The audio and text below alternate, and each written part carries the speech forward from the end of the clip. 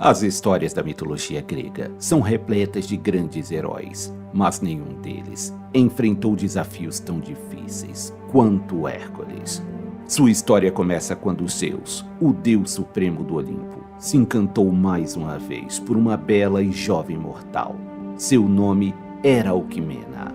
Ela já era casada com o rei Anfitrião de Tirinto, mas em certo momento, Anfitrião teve que partir com seu exército para combater a cidade de Tebas. E assim, Zeus se aproveitou da ausência do rei para visitar a rainha. O deus tomou a forma de Anfitrião e assim se uniu com Alquimena, que nada suspeitava. Ao retornar para casa, após sua campanha militar, Anfitrião suspeitou da infidelidade de sua esposa e ordenou que ela fosse queimada em uma fogueira. Mas Zeus então surgiu e impediu que Alquimena fosse imolada. Ele revelou ser o pai de um dos bebês que a rainha estava esperando, pois Alquimena estava grávida de gêmeos e um dos bebês era do rei. Anfitrião então se sentiu honrado em criar o filho do deus dos deuses e perdoou sua esposa. Zeus tinha grandes planos para aquela criança. Uma profecia dizia que o primeiro bisneto do herói Perseu seria rei da gloriosa cidade de Micenas. Alquimena era neta do herói, portanto seu filho teria direito à coroa. Contudo, sua prima também estava grávida. A deusa Hera estava furiosa com a infidelidade do marido, e por isso ela obrigou Ilítia, a deusa dos partos, a adiantar o nascimento de Euristeu. Devido ao nascimento prematuro de seu primo, Hércules perdeu o direito à coroa da gloriosa cidade de Micenas. Após um parto difícil, finalmente Hércules e seu irmão Íficles vieram à luz. O bebê Hércules era muito mais vigoroso, e por isso não havia dúvidas de qual era o filho do Senhor do Universo. Os ciúmes de Hera chegou a um nível incontrolável, e em um surto de ira, ela decidiu enviar 2 serpentes venenosas para matar os bebês. As serpentes deslizaram até a cama, onde Hércules e seu irmão Íficles dormiam. Alquimena acordou assustada com o choro de Íficles e se deparou com o bebê Hércules, estrangulando as 2 cobras com suas próprias mãos. Temendo sofrer novas represálias da deusa, Alquimena levou seu filho até a floresta e lá ela o abandona em uma trilha, esperando que ele fosse recolhido por alguém. Contudo, o destino fez com que 2 deusas cruzassem o caminho do bebê abandonado. Estas eram Atena e Hera. Sem saber que se tratava de Hércules, as deusas ficaram impressionadas com o vigor da criança. Atena o abençoou com uma coragem e astúcia superior. Hera lhe ofereceu seu seio e o amamentou com seu leite divino. Tal alimento lhe concedeu uma força superior a praticamente todos os outros semideuses. Hércules sugou o seio de Hera com tanta força que, devido à dor, ela afastou o bebê, e um jato de leite divino alcançaria os céus, dando origem à Via Láctea. Impressionada pelo evento, Atena reconheceu que aquele bebê só poderia ser filho de Zeus e, portanto, seu irmão, e que por isso ela o devolveria à sua mãe. Hera, ao perceber o engano que cometeu, ao amamentar o filho de sua rival, ficou ainda mais furiosa e com um enorme desejo de vingança. Ao saber do retorno de Hércules de volta ao lar, um adivinho chamado Tiresias disse: "Celebremos o retorno da criança, que um dia livrará o mundo de todo tipo de monstro, e devido aos seus grandes feitos, garantirá um lugar no Olimpo ao lado de seu pai." Hércules, o poderoso filho de Zeus, desde sua juventude, mostrava sinais do grande herói que se tornaria. Mas o destino ainda lhe reservava grandes provações. Hércules era súdito do rei Euristeu, que era seu primo e só conseguiu sua coroa graças à deusa Hera, que não desejava que o filho bastardo de Zeus herdasse a coroa. Era a contragosto que Hércules obedecia a seu primo. Mas quando este resolveu lhe impor seus primeiros trabalhos, desgostoso, o herói decidiu ir ao oráculo de Delfos para saber se deveria continuar a obedecer o homem que ele considerava inferior a si. O oráculo lhe disse que a cada trabalho que realizasse, o poder usurpado por Euristeu seria diminuído e a glória de Hércules só cresceria. Mas Hércules ainda tinha alguma esperança de receber do oráculo a notícia de que não precisaria obedecer Euristeu e por isso ficou transtornado. Se aproveitando da vulnerabilidade do herói, a deusa Hera plantou a semente da loucura em sua cabeça. Hércules passou a ver as mais terríveis criaturas e com ela travou grandes batalhas. Mas tudo não passava de alucinações. Ao se recuperar dessa loucura selvagem, Hércules tinha sangue em suas mãos. E seus filhos e sua esposa jaziam mortos aos seus pés. Ao se dar conta do ocorrido, Hércules partiu para o exílio e em terras distantes permaneceu em grande depressão. Hércules foi encontrado por Teseu, que sempre foi um grande admirador do herói. Ele lhe estendeu a mão e reergueu o filho de Zeus. O tempo sararia as feridas do poderoso herói, e ele decidiu retornar para Micenas e se colocar a serviço do rei Euristeu, assim como queriam os deuses. E assim, ele poderia purificar seus terríveis pecados cometidos contra sua família. Hércules havia se colocado a serviço de seu primo Euristeu, rei de Micenas, mas o rei temia que seu poderoso primo tentasse tomar seu trono no futuro, e por isso Euristeu lhe impôs um trabalho que parecia impossível. Ele deveria exterminar um gigantesco leão que aterrorizava as florestas da Argólia. Tal fera atacava os rebanhos da região e, após devorar alguns homens, desenvolveu um apreço pela carne humana. Diziam que o leão era filho do monstruoso Tifão e da maligna Equidna, e por isso havia boatos de que seu couro era invulnerável às armas tradicionais. Hércules, armado com um arco e flecha e seu poderoso porrete, partiu para caçar a criatura. O herói passou algum tempo nas florestas de Nemeia, em busca do leão, até que finalmente encontrou rastros que o levariam até a caverna onde o monstruoso felino se escondia. Hércules adentrou o covil do monstro, que estava repleto de ossos de animais e crânios humanos.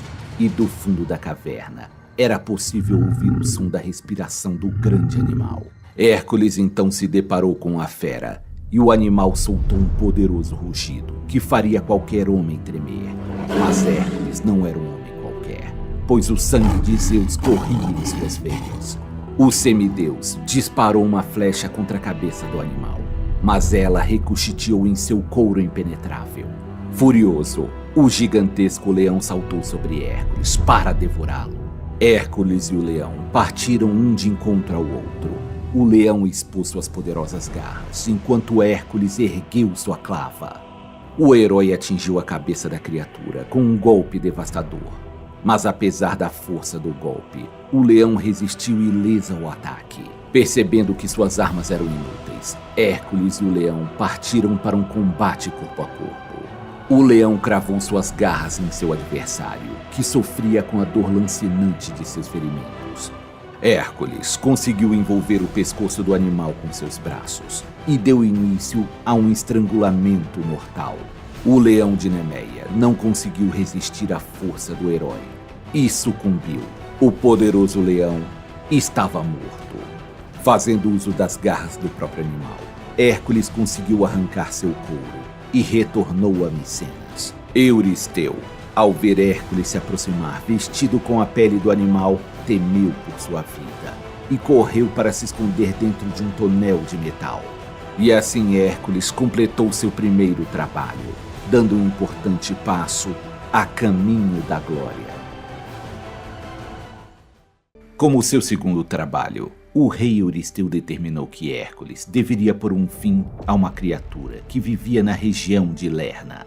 Essa criatura era um monstro terrível, filho de Tifão e Equidna, e era conhecida pelo nome de Hidra. O valente herói contava com o auxílio de seu sobrinho Jolau, que era seu companheiro inseparável desde a juventude. Eles se deparariam com um vilarejo arrasado pela criatura. e um dos poucos sobreviventes indicou o caminho para o covil da besta. A Hidra habitava o sinistro pântano de Lerna.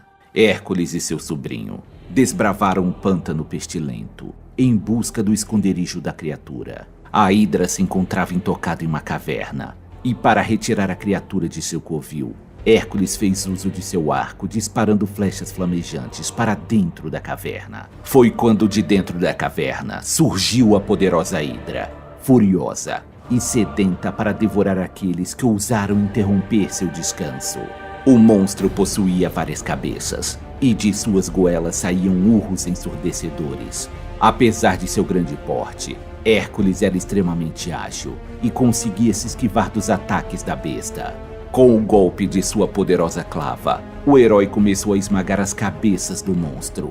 Mas para sua surpresa, para cada cabeça destruída, nascia duas em seu lugar. Em um frenesi bárbaro, o herói, usando uma espada, começou a decapitar as cabeças da Hidra.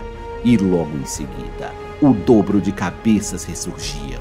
Jolau gritou para que Hércules parasse, pois só estava tornando a tarefa ainda mais difícil. Então seu sobrinho teve a ideia de cauterizar as feridas de onde nasciam as novas cabeças. Assim, enquanto Hércules cortava as cabeças, seu sobrinho cauterizava as feridas com uma tocha. Desta forma, uma cabeça após a outra iam sendo derrotadas. A deusa Hera, inimiga de Hércules, ao ver o herói derrotando mais uma criatura, mandou caranguejos ajudarem a Hidra. Mas eles conseguiram apenas distrair o herói por pouco tempo e acabaram esmagados. Hércules e Jolau derrotaram a última cabeça, que mesmo separada de seu corpo, continuava viva. O herói a jogou dentro de um buraco e a soterrou com uma enorme pedra. Hércules e Jolau retornariam vitoriosos para Micenas. A deusa Hera honraria os esforços de seus lacaios, que lutaram em seu nome, registrando-os nas estrelas, criando assim a constelação de Câncer. Hércules já havia derrotado o Leão de Nemeia e a Hidra de Lerna, dois poderosíssimos oponentes. O plano do rei Euristeu de pôr um fim à vida de Hércules não estava dando certo, e seu rival ficava cada dia mais popular.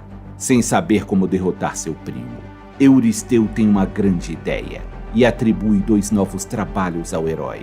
Hércules deveria trazer vivos a Micenas duas criaturas, a corça de Cerineia e o javali de Erimanto.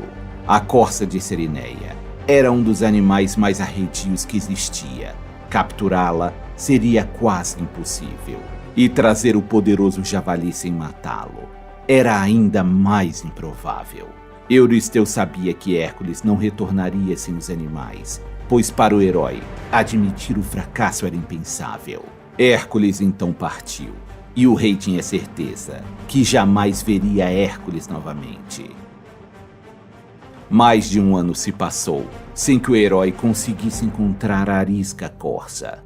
Ela não era uma corça qualquer, ela era simplesmente esplêndida. Tinha chifres de ouro e cascos de ferro. A criatura era uma das 5 corças sagradas, criadas pela deusa Ártemis, mas era a única que vivia livre. As demais serviam à deusa, puxando sua carruagem. Finalmente Hércules conseguiu se aproximar da corça e atirou uma flecha em uma de suas patas. Ferida, a corça não conseguia mais correr e acabou sendo agarrada pelo herói. Foi quando apareceu a deusa Ártemis, que questionou o porquê o herói estava cometendo tamanho sacrilégio. Hércules então explicou que, por designação do oráculo de Delfos, ele estava a serviço do rei Euristeu, e que após apresentar a corça ao rei, o animal seria liberto. A deusa, assim, permitiu que Hércules seguisse sua viagem. Após amarrar a corça, o herói iria tentar capturar o poderoso javali de Erimanto. A criatura era muito forte, e por isso Hércules teria que usar de sua astúcia para capturá-lo. Hércules lutou contra o javali, mas a grande força do animal impedia que o herói o subjugasse. Como não podia matá-lo, ele iria cansá-lo. O herói perseguiu o javali conduzindo para uma área onde a neve se acumulava no chão. O grande javali tinha que fazer um esforço enorme para se deslocar na neve alta, e por isso acabou sendo vencido pela fadiga. Depois que o animal tombou exausto, Hércules amarrou suas patas e o capturou. Para o espanto de todos, Hércules chegou ao palácio de Micenas, trazendo a corça e o javali. Euristeu mais uma vez se apavorou ao ver tamanha criatura e novamente se escondeu dentro de seu barril de bronze. Desta forma, Hércules cumpriu mais 2 de seus trabalhos. O rei Euristeu de Micenas estava frustrado por não conseguir se livrar de Hércules, e a cada trabalho realizado, o herói acumulava mais glórias. Por isso, o rei decide impor a Hércules um trabalho degradante, indigno para um homem filho de Zeus. O herói deveria limpar em um único dia o grande estábulo do rei Álgias em Elis. O estábulo não era limpo há muito tempo e acumulava toneladas de esterco dos animais. Euristeu acreditava que, além da dificuldade da tarefa, Hércules se recusaria a realizar um trabalho tão indigno.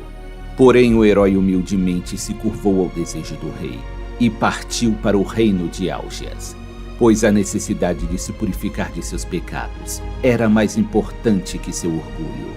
Hércules se apresentou perante o rei Álgias e ofereceu seus serviços para limpar os estábulos, mas sem comunicar que estava ali a serviço do rei Euristeu. O filho de Zeus negociou com Álgias o pagamento de tal trabalho, e ambos chegaram a um acordo. O rei acreditava que limpar o estábulo em apenas um dia seria impossível, e por isso ele prometeu 1/10 de seu grande rebanho ao herói. Caso Hércules fracassasse em terminar o trabalho em apenas um único dia, ele nada receberia. O rei chamou seu filho para testemunhar o acordo. É entregue uma pá a Hércules, mas ele a coloca de lado e se dirige em direção ao rio Alfeu. Usando sua força descomunal, Hércules arremessa grandes rochas no rio, desviando seu curso em direção aos estábulos de Álgias. As águas do rio atravessaram as portas do estábulo e levaram consigo toda a imundície. Após a limpeza, Hércules permitiu que o rio voltasse ao seu curso natural. O rei Álgias, ao ver que os estábulos estavam limpos e que Hércules nem havia sujado suas mãos, ficou perplexo. Quando Hércules foi cobrar seu pagamento, o rei declarou jamais ter feito tal acordo. Mas o honrado Fineu, filho do rei, afirmou ter testemunhado tal ato. Furioso com a traição, o rei expulsou Hércules e seu filho. Mas Hércules não aceitaria tal humilhação. Ele reuniu um exército de tebanos e destronou o rei Álgias, colocando o príncipe Fineu no trono que era de seu pai. E assim, Hércules havia realizado mais um trabalho. Após limpar os estábulos do rei Álgias, Hércules deveria ir até a Arcádia e se livrar das estinfálidas, que eram aves de rapina gigantescas, que aterrorizavam a região perto do lago Estífalo. Estas terríveis aves tinham bicos e penas de ferro e atacavam suas vítimas atirando suas penas metálicas afiadas. Não parecia possível realizar tal tarefa por meio da força bruta, e por isso ele deveria resolver seu desafio por meio da astúcia. Para isso, a ajuda de sua irmã Atena, a deusa da sabedoria, foi providencial. A deusa lhe presenteou com um instrumento musical feito nas forjas sagradas de Hefesto. Fazendo uso destes tímpanos divinos, Hércules fez um barulho ensurdecedor que desorientou as aves e fez com que elas fugissem. Hércules ainda bateu várias dessas aves em pleno voo, com seu arco com flechas banhadas no sangue da hidra. Mais um trabalho havia sido realizado, e agora Hércules rumava em direção à ilha de Creta. O rei Euristeu de Micenas havia ordenado que Hércules fosse para a ilha do rei Minos, capturar e domar o temível touro de Creta. Este não era um touro comum. O animal deveria ter sido sacrificado em honra ao deus Poseidon. Mas devido às suas qualidades, Minos optou por não sacrificá-lo. Por tal desfeita, Poseidon fez com que o touro fosse tomado por uma fúria incontrolável. Hércules ficou frente a frente com o poderoso touro, que era pai do terrível Minotauro. O touro era incrivelmente forte e mediu forças com o herói, mas a fera bovina não era forte o bastante para vencer o filho de Zeus. Hércules o agarrou pelos chifres e o jogou no chão. Após amarrá-lo, colocou em um navio que o levaria de volta para o Peloponeso. Ao chegar em Micenas, o touro foi apresentado a Euristeu, que após confirmar a realização da tarefa, soltou o animal. O touro vagaria pela Grécia, causando terror por onde passava. Mas nas planícies de Maratona, ele encontraria com um oponente formidável. Seu nome era Teseu. Hércules estava no seu 8º trabalho, e agora ele deveria viajar até a Trácia e voltar trazendo consigo as famosas éguas antropófagas de Diomedes. O rei era filho de Ares, o deus da guerra, e reinava sobre os Bistônios, que era um povo bárbaro e cruel. E certamente, Diomedes era o mais cruel entre os trácios. Ele capturava estrangeiros que atravessavam suas terras e os conduziam até o celeiro real. Lá se encontravam as poderosas éguas. Elas eram tão fortes que eram amarradas com correntes de ferro. As éguas não mais comiam aveia ou qualquer outro cereal, pois teriam adquirido o gosto pela carne humana.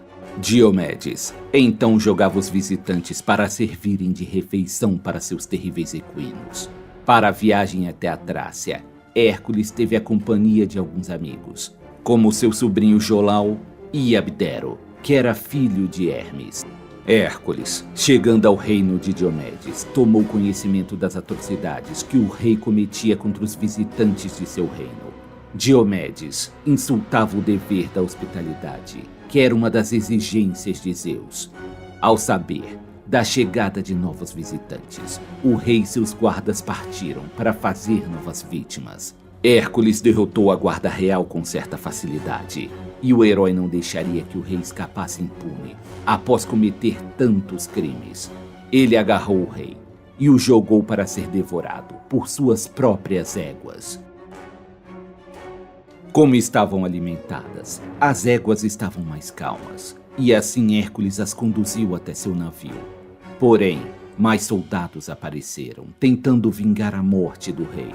Hércules pediu para que o filho de Hermes segurasse as éguas enquanto o herói e Jolau lutariam contra os soldados. Os guardas novamente foram derrotados por Hércules, mas ao retornar, o herói se deparou com Abdero morto, sendo devorado pelas éguas. Hércules lamentou a morte do amigo e, após sepultá-lo, declarou que ali seria fundada a cidade de Abdera, em homenagem ao amigo. Já em Micenas, o rei Euristeu consagrou as éguas em homenagem à deusa Hera. Os cavalos descendentes dessas éguas eram animais extraordinários. Conforme a lenda, Bucéfalo, o cavalo de Alexandre o Grande, teria o sangue dessas éguas correndo em suas veias. E sob o comando de Alexandre Magno, ele participaria da conquista de quase todo o mundo conhecido. Para realizar seu 9º trabalho, Hércules havia reunido alguns heróis para acompanhá-lo até Temisquira, o reino das Amazonas. A mimada filha do rei Euristeu exigiu que seu pai lhe desse o cinturão de Hipólita como presente.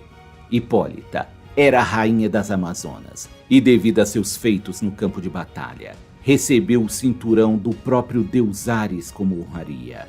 Para realizar o desejo da filha, o rei enviou Hércules para que fizesse uso dos meios que achasse necessário para trazer o cinturão para sua filha. Temisquira era um reino formado apenas por mulheres, e estas eram famosas por serem excelentes combatentes. Ao chegar no reino das Amazonas, Hércules foi recebido pela própria rainha Hipólita, que ficou admirada com o porte poderoso do filho de Zeus.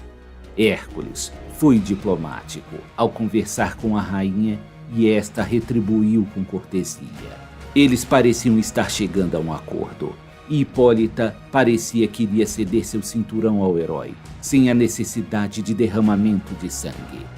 Mas a deusa Hera, inimiga de Hércules, não permitiria que o filho bastardo de Zeus realizasse tão facilmente esta tarefa. A deusa disfarçada se misturou entre as Amazonas e espalhou o boato de que Hércules planejava sequestrar a rainha. Para proteger Hipólita, as Amazonas se armaram e atacaram Hércules e seus companheiros. A batalha foi sangrenta. Muitas Amazonas cairiam no campo de batalha. Entre as Amazonas caídas estava a própria rainha Hipólita. Hércules tomaria seu cinturão e retornaria para Micenas com seus homens. No caminho de volta, o herói passou por Troia, e a cidade estava em terríveis apuros. O rei troiano Laomedes estava sendo punido, pois ele se recusou a pagar o tributo combinado com Poseidon, que havia construído para o rei as lendárias muralhas de Troia. E por isso sua filha estava sendo entregue como sacrifício a um terrível monstro marinho. O rei prometeu uma grande recompensa ao herói, caso ele salvasse sua filha das garras do monstro. Hércules então partiu para combater a criatura. Ela também não foi párea para o poderoso filho de Zeus, e foi exterminada.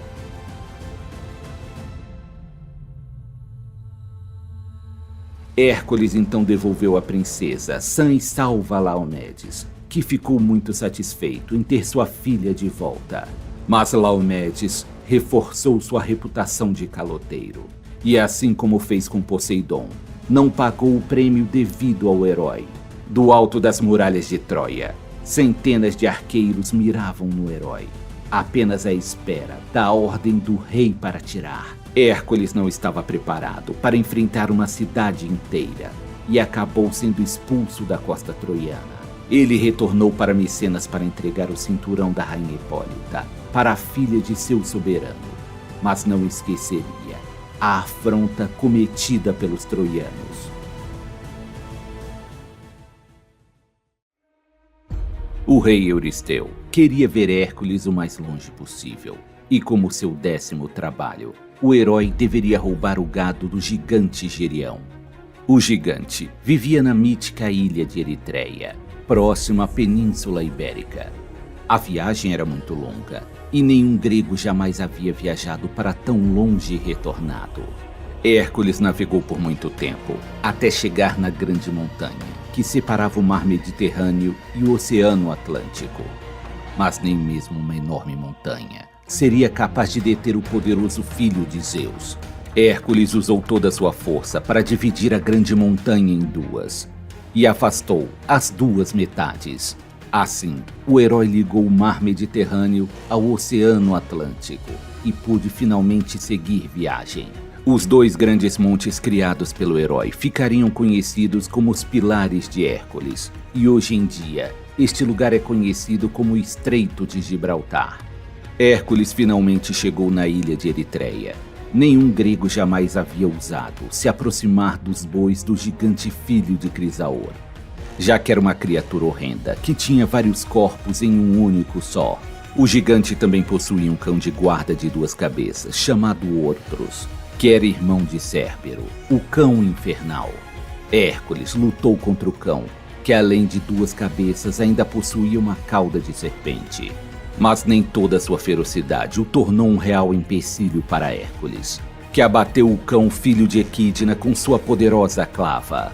Furtivamente, Hércules começou a conduzir o gado, tentando não chamar a atenção do gigante. Mas as ações de Hércules não passaram despercebidas por Gerião, que furioso partiu para o ataque. A luta entre Hércules e Gerião foi intensa, e parecia que desta vez Hércules finalmente seria derrotado. O herói percebe que a deusa Hera, inimiga de Hércules, estava auxiliando o gigante, dando-lhe coragem e força.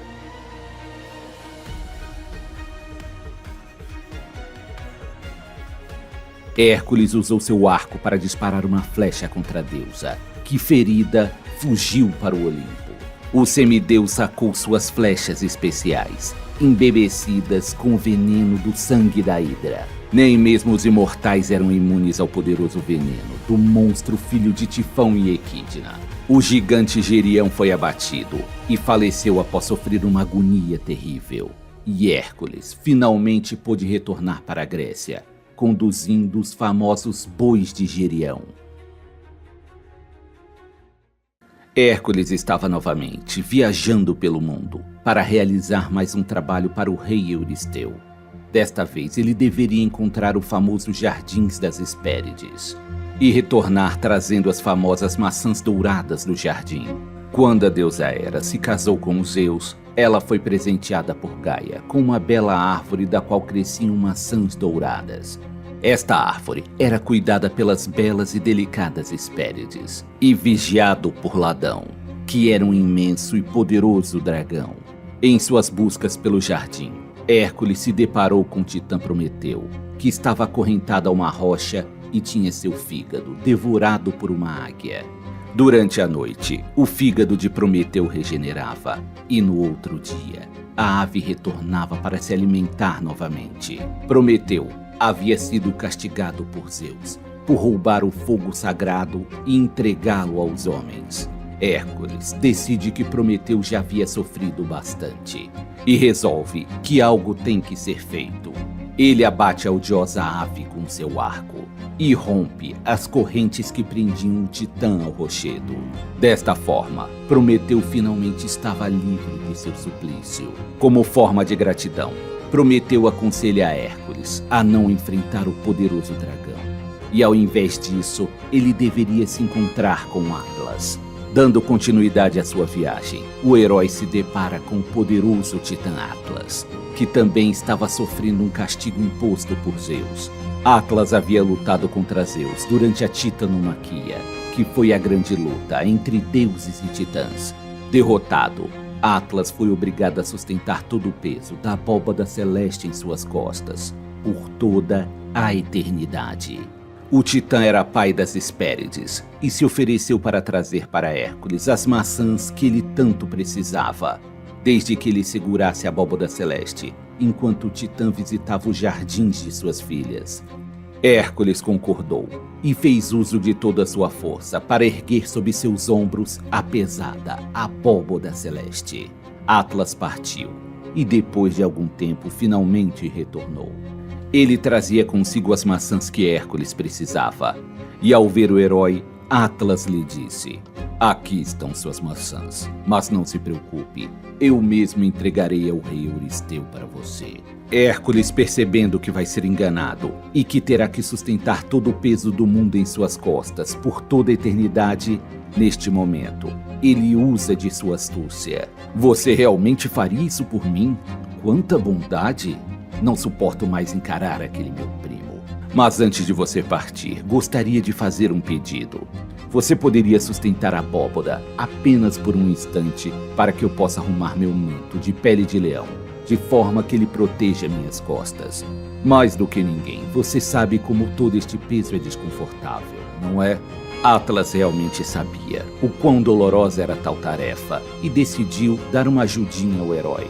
Logo após o Titã reerguer a abóbada celeste, Hércules pegou as maçãs que haviam sido deixadas no chão e virou suas costas para Atlas, para nunca mais voltar. Ao retornar a Micenas com as maçãs, o grande herói foi ovacionado pelos súditos de Euristeu. O rei enciumado decide que só há uma forma de se livrar definitivamente de Hércules. Ele deveria ser enviado para o reino dos mortos. Após realizar 11 trabalhos que todos julgavam impossíveis, Hércules era amado pelo povo, já que o herói havia livrado o mundo das mais sinistras criaturas. O plano de Euristeu de acabar com o filho de Zeus só fez com que ele alcançasse glórias cada vez maiores. O rei de Micenas só tinha direito a impor mais um trabalho para Hércules, e por isso essa era sua última chance de se livrar do herói. Euristeu ordenou que Hércules fosse ao mundo dos mortos e voltasse trazendo consigo o lendário Cérbero. o cão de 3 cabeças de Hades, que era responsável por vigiar o reino de seu mestre. Antes de partir para o reino de Hades, o herói foi iniciado nos mistérios de Eleusis. Os rituais deste culto simbolizam a morte e a ressurreição. Hércules se dirigiu a uma caverna secreta que dava acesso ao mundo subterrâneo. Logo na entrada, ele foi recebido por seu irmão Hermes, que era o deus que conduzia as almas até o reino de Hades. Guiado pelo deus mensageiro, Hércules foi adentrando o submundo. Era um lugar sinistro e repleto de tristeza. Inesperadamente, no reino de Hades, o semideus encontra seu amigo Teseu, ainda vivo, acorrentado a uma pedra. Teseu havia sido castigado por Hades por tentar, juntamente com seu amigo Pírito, sequestrar Perséfone, a rainha do submundo. Hércules libertou seu amigo do cativeiro e Teseu pôde retornar ao mundo dos vivos. O herói então se deparou com Caronte o barqueiro, que se recusou a ajudar Hércules a entrar no reino de seu mestre. Mas o semideus estava obstinado e ameaçou destruir Caronte e seu barco, caso ele não o levasse até a outra margem do rio Aqueronte. Sob tal ameaça, Caronte não teve alternativa senão fazer o que Hércules exigiu. Na outra margem do rio, Hades, o senhor do submundo, já o aguardava. O filho de Zeus estava frente a frente com Hades e pediu-lhe permissão para levar seu cão e apresentá-lo a Euristeu, com a promessa de que devolveria o cão após completar seu trabalho. Hades permitiu que Hércules tentasse capturar o cão de 3 cabeças, mas com a condição de que ele não fizesse uso de nenhuma arma e usasse apenas suas próprias mãos para dominar o animal. O herói partiu ao encontro do monstro. Ao avistá-lo, Hércules percebe que a fera, além de ter 3 cabeças, ainda tinha uma cauda de serpente. O filho de Zeus já havia lutado contra todo tipo de criatura e, sem temor, partiu para lutar contra mais uma. A luta entre o semideus e o monstro foi brutal, mas Hércules conseguiu por fim subjugar o cão infernal. O herói conduziu Cérbero até a superfície. O cão, ao ter contato com a luz do sol, teve náuseas e acabou vomitando. Do lugar onde caiu o vômito do animal, passaram a nascer plantas venenosas e carnívoras. Apesar de toda a resistência, Hércules arrastou o animal até o palácio de Euristeu e apresentou a criatura ao seu senhor. Ao ver tal monstro, Euristeu, apavorado, correu para dentro do tonel de bronze e lá se escondeu mais uma vez. Cérbero foi liberto como prometido e retornou rapidamente para o mundo dos mortos. Hércules finalmente havia cumprido seu 12º trabalho, e Euristeu, resignado por não conseguir dar um fim a Hércules, acabou liberando o semideus de seus serviços. Hércules havia alcançado o auge de sua glória e era visto como benfeitor da humanidade. Mas este não é o fim de sua jornada. O filho de Zeus ainda enfrentaria difíceis aventuras e provações, antes de finalmente alcançar a imortalidade, ao lado de seu pai.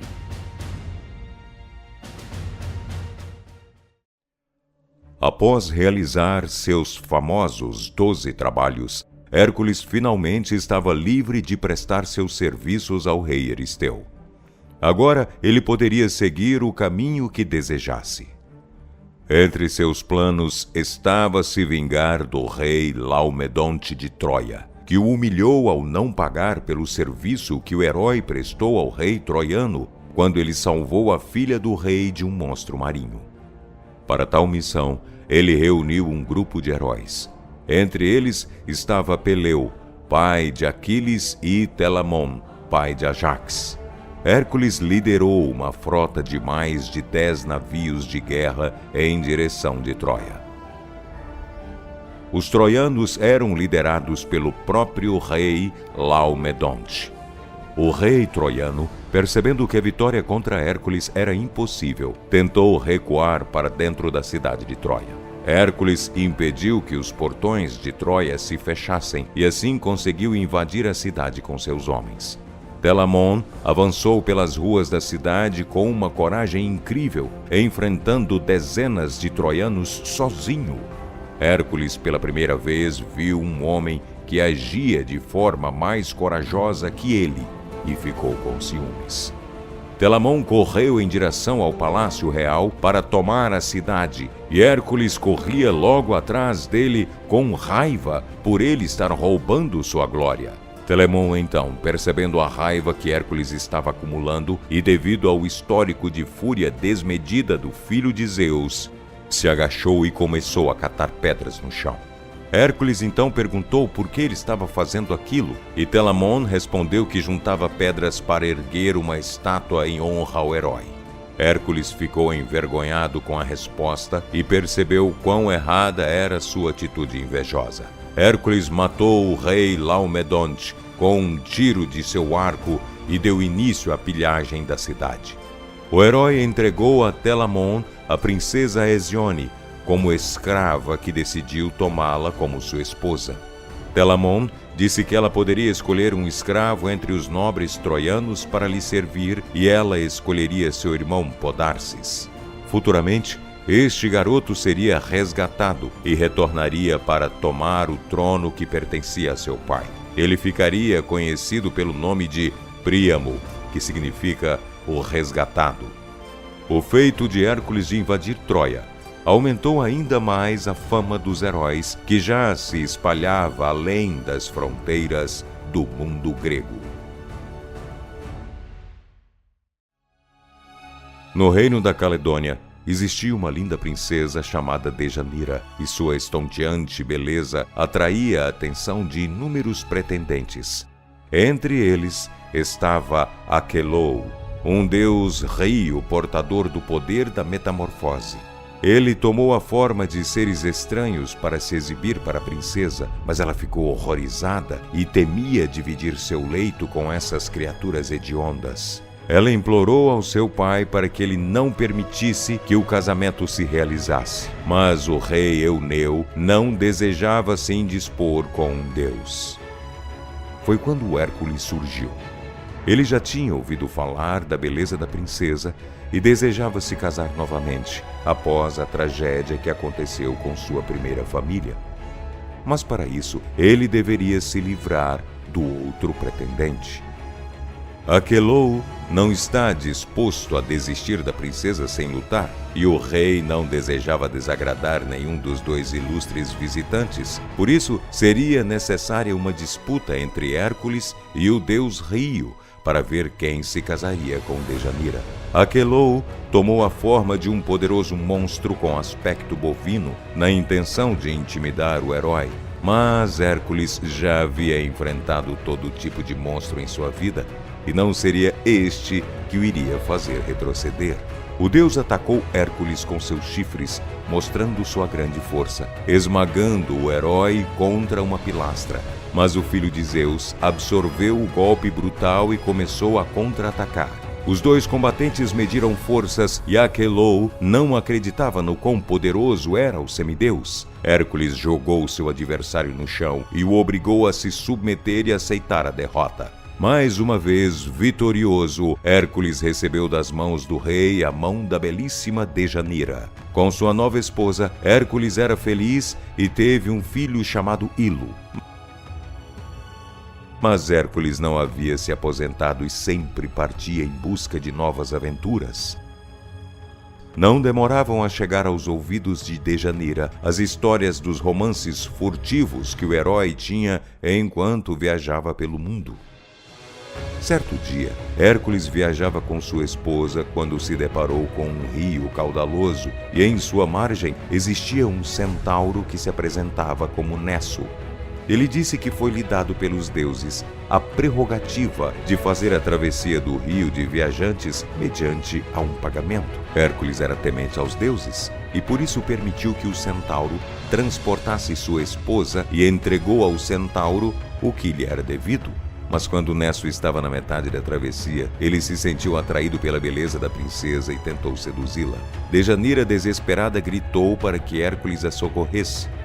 Hércules então sacou uma de suas flechas envenenadas com o sangue da hidra de Lerna. Era um disparo difícil, pois havia um grande risco do herói atingir acidentalmente a própria esposa. Por isso, Hércules mirou com todo o cuidado. O disparo de Hércules foi perfeito, e a flecha percorreu uma grande distância até atingir as costas do centauro e sua ponta atravessar seu ventre. O centauro, caído e agonizando, pediu para que Dejanira se aproximasse, pois ele desejava se desculpar e se redimir. Ele entregou a ela um frasco que continha sangue que escorreu da ferida gerada por Hércules e disse que se esta poção fosse oferecida de forma secreta ao herói, ele jamais se interessaria por outra mulher que não fosse Dejanira. O casal deixou para trás o centauro moribundo, mas as palavras ditas por Nesso não sairiam da cabeça de Dejanira, e assim, mesmo morto, o centauro alcançaria sua vingança. Hércules não sabia, mas ele estava combatendo sua última grande batalha, enquanto enfrentava o rei Eurito da Ecália. Esta também seria sua última vitória. Ele capturou e escravizou a filha do rei que morreu em batalha. Ela seria enviada para sua esposa Dejanira, a quem serviria como dama de companhia. Quando Licas, o mensageiro de Hércules, chegou à casa de Dejanira trazendo sua nova criada, e a esposa do herói ficou espantada com a beleza da prisioneira que se chamava Iole. Mas um dos parentes de Dejanira alertou a princesa sobre o risco que ela corria, pois antes de conhecer Dejanira, Hércules era apaixonado por Iole, e ela havia sido prometida ao herói, mas o rei Eurito não cumpriu o combinado, e este teria sido o motivo de Hércules ter atacado o reino da Ecália. Dejanira então se lembrou da poção do sangue do centauro Nisso, que conforme a criatura, aquele elixir garantiria o amor de Hércules por sua esposa. Dejanira fez uso do sangue do centauro e um pouco de lã. Ela encantou um manto que ela mesma havia confeccionado para que Hércules celebrasse suas vitórias. Ela entregou ao mensageiro o manto encantado e disse a Licas que ela só poderia ser vestida por seu marido. Um pouco mais tarde, naquele mesmo dia, Dejanira percebeu que a lã borbulhava como se um ácido a queimasse. Longe dali, Hércules havia vestido o manto e logo começou a sentir sua pele queimar. Ele arremessou o manto para longe, mas o que era para ser um encantamento, na verdade, era uma verdadeira maldição. A vingança do centauro Nesso havia se concretizado. Seu sangue, envenenado pelo sangue da hidra, causava dores lacinantes no herói, que depois de tantos feitos perecia devido ao ciúme de sua esposa, que sem querer o havia destinado à morte, e por isso ela tiraria sua própria vida. Hércules pediu que fosse montada uma pira onde ele seria imolado, para pôr um fim àquele terrível suplício. Mas ninguém tinha coragem de acender a pira na qual estava o herói. Filoctetes, amigo de longa data do herói, foi o único que teve coragem de fazer o que era preciso. Como gesto de gratidão, Hércules o presenteou com seu esplêndido arco e aljava com flechas banhadas com o sangue da hidra. Após ser completamente consumido pelas chamas, o espírito de Hércules ascendeu em direção ao céu. Após sua apoteose, Hércules chegaria ao Olimpo, onde foi recebido por seu pai como um deus. Ele, por fim, se reconciliaria com a deusa Hera. A rainha do Olimpo ofereceu a mão de Hebe, a deusa da juventude, ao herói. Com ela, Hércules se casou e teve 2 filhos, e após ter realizado tantos trabalhos, ele finalmente poderia descansar ao lado dos deuses imortais.